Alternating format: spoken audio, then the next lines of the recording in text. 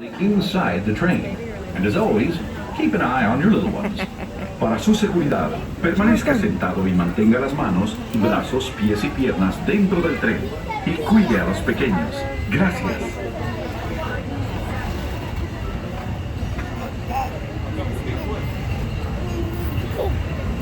As we head into the American wilderness, we'll pass by the dusty desert town of Tumbleweed. And keep your eyes peeled for the runaway mine trains of Big Thunder Mountain Railroad. Runaway trains? Now I ask you, is that any way to run a railroad?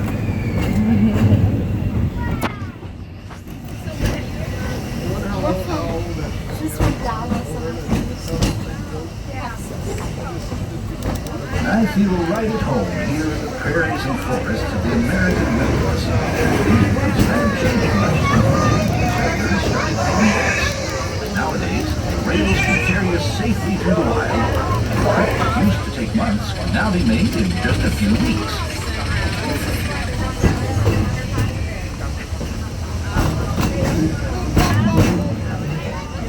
Hey.